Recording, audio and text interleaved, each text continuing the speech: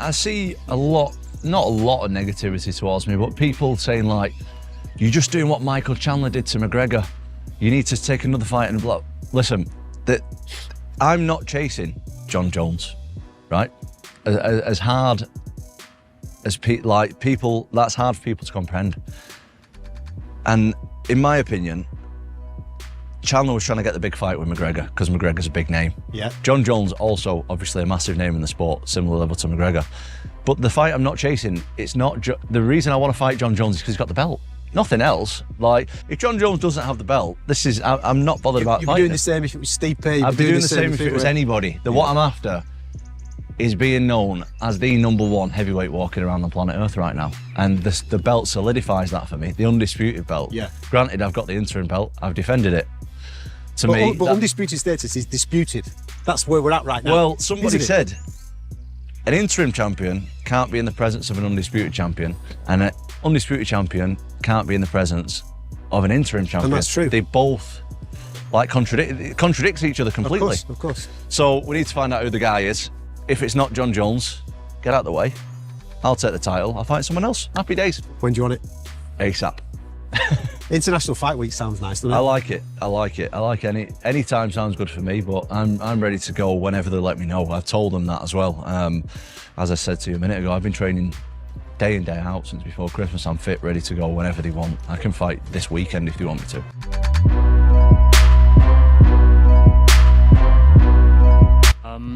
Made some rounds on social media last night. A potential staph infection on your arm. Is there any update you can offer on that? I actually did had it like this is about six weeks ago. Took antibiotics for it. It's gone. I had no effects cardio-wise or nothing. You know what I mean? I was fine. I don't know if it was staph. It was like a bite or something. But yeah, that's 6 weeks ago. Nothing affected. Nothing, and I'm good.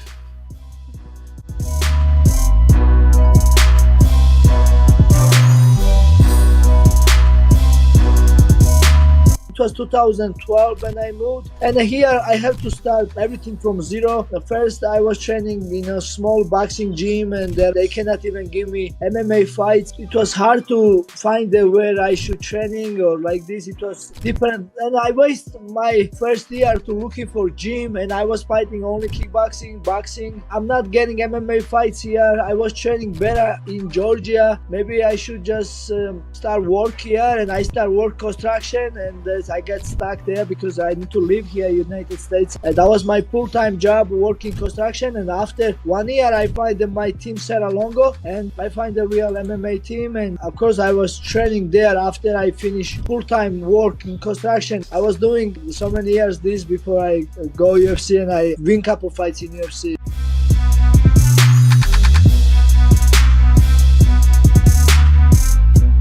I think that fight's going to go. Look, yeah, I have fought both of them. Islam is going to be a hard man to beat.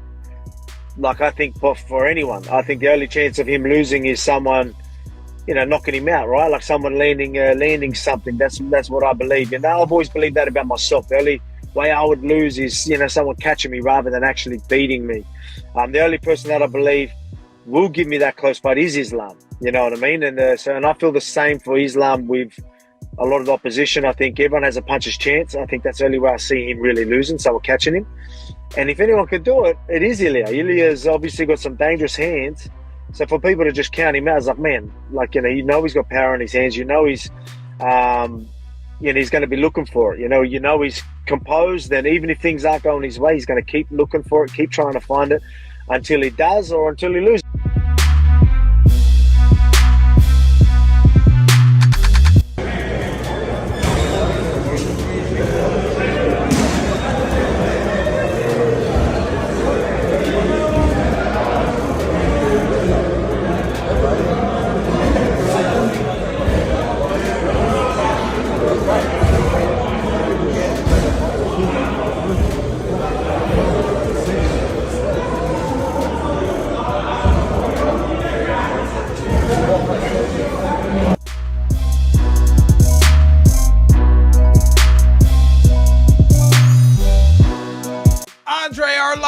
Dvalishvili fighting in the co-main event at Dirty Boxing. Let's go. How big is that? Let's go, dude. I'm gonna have one of the best seats in the house, sitting ringside, commentating on some of these. And I hit up a couple athletes about being my partner on the commentating. So looking to make some moves with that and get somebody who will make some noise. What's capacity? I think we've set it up for about 1,050, but it's a big venue. And this time it's 20,000 square feet versus like 8 or 9. So it's a big space. It's very open. I think the production team's gonna do a killer job in there. From everything that I've seen, it'll look really good, but it'll be comfortable. So you're not jammed in there. You are at most sporting events. You've got room to move around, and it's a party scene. You know what I mean?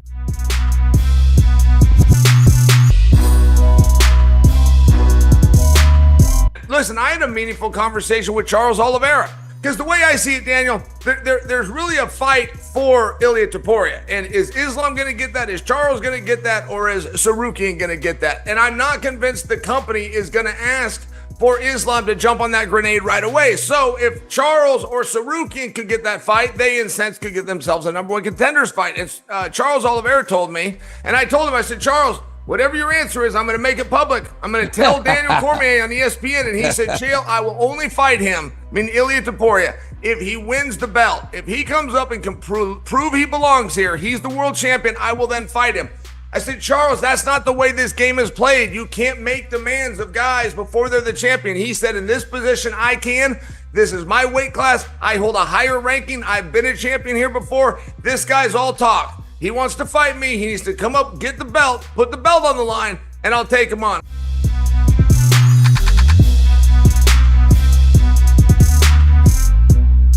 Do you think he beats JDM? I don't know. I was concentrating today with my coach, and I don't know. If I had to put money on it, I'd probably favour JDM. Oh, yeah. If I had to put money on it. Yeah, if I had to put money on it, I feel like, I don't know. Actually, I don't know. 50-50. I'm putting money on none of them.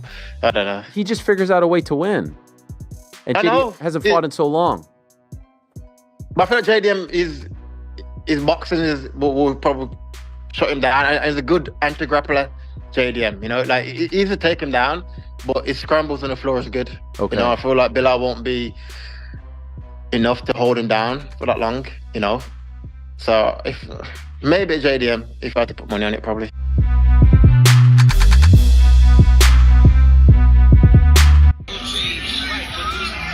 Yes, you can't do that with Merab. No, Merab's We are studying. Coach Merab now, my friend. Yeah, you're gonna see what's coming now. Where's he coming? We studying. I'm learning some tricks.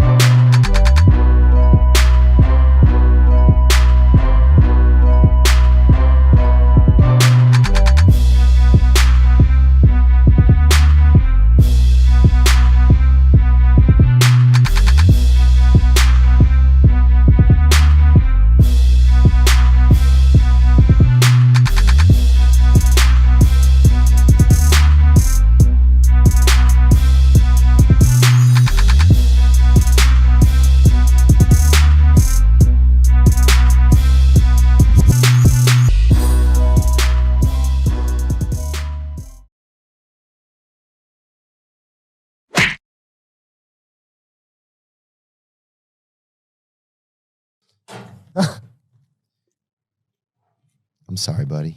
That's all good, dude. I know everybody was looking for a fight announcement. Trust me, I wish I had that as well. But nothing there yet, but it's going to happen.